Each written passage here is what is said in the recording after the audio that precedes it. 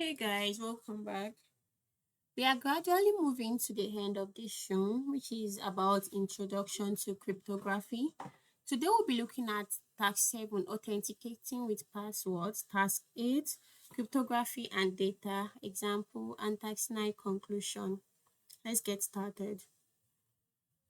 Let's see how cryptography can help increase password security.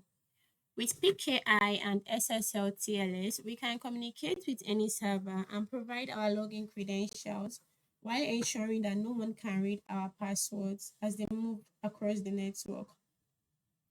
This is an example of protecting data in transit. Let's explore how we can safeguard passwords as they are saved in a database, that is, data at rest. The least secure method would be to save the username and the password in a database. This way, any data breach would expose the user's passwords.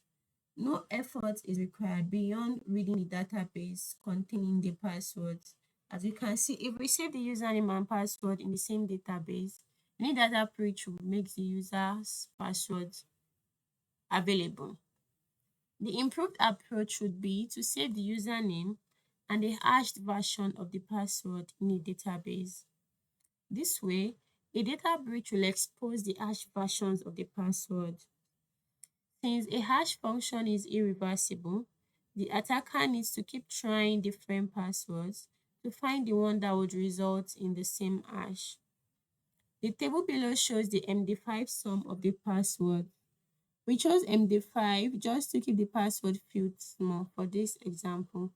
Otherwise, we would have used SHA-256 or something more secure. Don't forget that MD5 has been said to be cryptographically broken. The previous approach looks secure. However, the availability of rainbow tables has made this approach insecure. A rainbow table contains a list of passwords along with their hash value. Hence, the attacker only needs to look up the hash to recover the password. For example, it would be easy to look up this hash to discover the original password of Alice.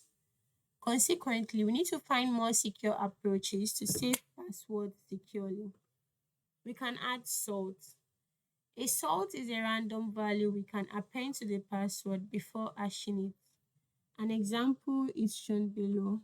We are going to add the salt 127422 to Alice, and we can see that the hash value has changed. Compared to what we have up here, it is entirely different.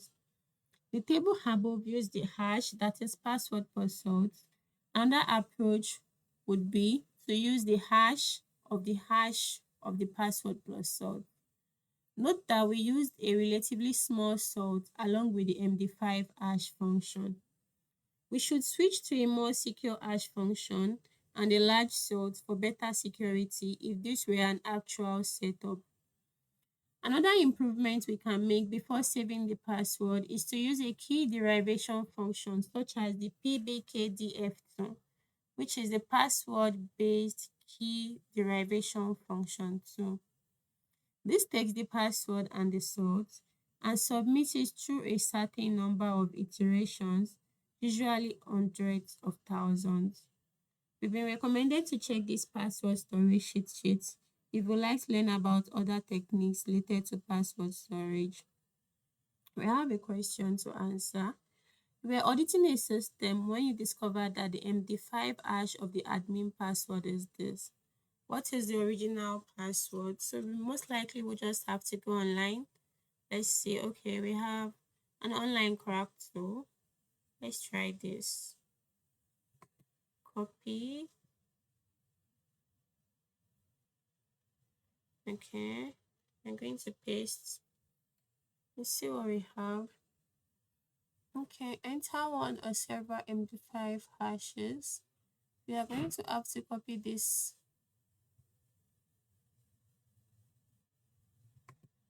Copy. Yeah. Okay. I don't need you. So we are going to put that here. Control V. We are going to decrypt. Let's see what output we have. Oh, sorry. Quality 123. Wow. So we're going to copy this. So can you see that one is gotten from what we call the rainbow tables. So with this, we've been able to see how we can check up hash online. Let's see if we can have this. I just for curiosity's sake. Copy. Okay. Control V and decrypt. Let's see. Hmm, that's wrong. Create 12742. He actually got the salt. He actually got the salt. But he didn't get the right words. Okay, let's try this then. Let's copy this and we decrypt Control V. Decrypt this. Let's see what we have.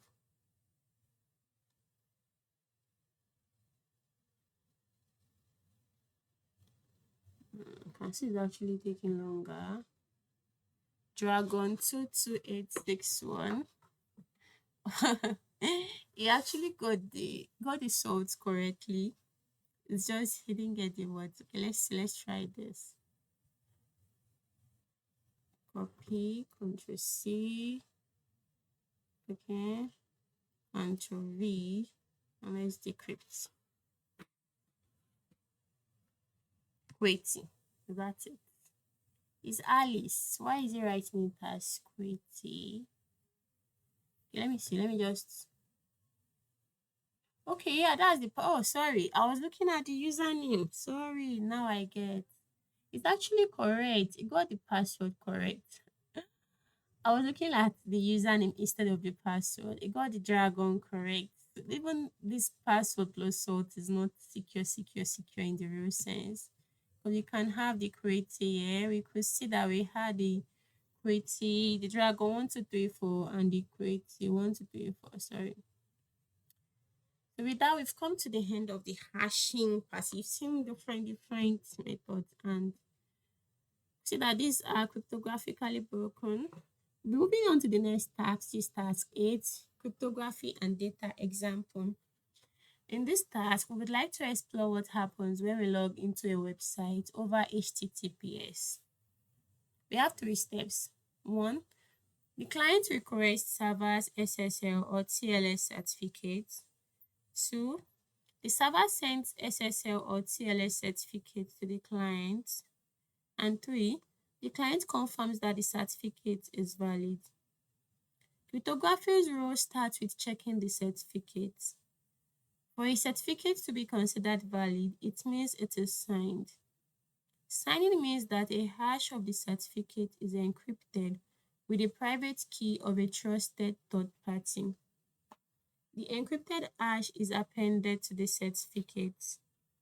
If the third party is trusted, the client will use the third party's public key to decrypt the encrypted hash and compare it with the certificate's hash. However, if the third party is not recognized, the connection will not proceed automatically. Once the client confirms that the certificate is valid, an SSL or TLS handshake is started. This handshake allows the client and the server to agree on the secret key and the symmetric encryption algorithm, among other things. From this point onward, all the related session communication will be encrypted using symmetric encryption. The final step would be to provide login details. The client uses the encrypted SSL or TLS session to send them over to the server. The server receives the username and password and needs to confirm that they match. Following security guidelines, we expect the server to save a hashed version of the password after appending a random sort to it. This way, if the database were to be breached, the password should be challenging to recover. In essence, what we are saying is that in order to communicate with a website over HTTPS, first of all, that website needs to have been signed. The certificate needs to have been signed by a trusted third party, such that whenever the connection is about to be established, it goes smoothly as intended. To make sure you read and understand the above scenario, the purpose is to see how symmetric and asymmetric encryption are used along with hashing in many secure communications. Just to reiterate, we can say that first, we are going to check the certificate. And for it to be valid, it means it has to be signed by the certificate authority. And what it means is that a hash of the certificate is encrypted with the private key of a trusted third party. Now, once the third party is trusted, the client is going to use that third party's public key. Don't forget, this is asymmetric encryption. And once you are hearing private key and public key, to now decrypt that encrypted hash on that certificate and to now compare it with the certificate's hash. So if the third party is not recognized, this connection will not proceed. Hmm? Now, once the client confirms that the certificate is valid, the handshake is started. This allows the client and the server to agree on the secret key, and they can now go ahead with symmetric encryption algorithm. And the final step would be to provide login details. So once the client uses this to send the login details, the server will receive it and confirm that they match.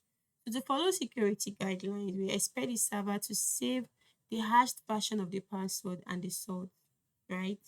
So that in case the database were to be breached, the password is still safe. With this, we've come to the end of the lesson. So in conclusion, cryptography is a vast topic, and in this room, we try to focus on the core concepts that would help you understand the commonly used terms in cryptography. This knowledge is vital to understanding the configuration options of systems that use encryption and hashing. Complete. With this, we've come to the end of this room. Thank you very much for listening.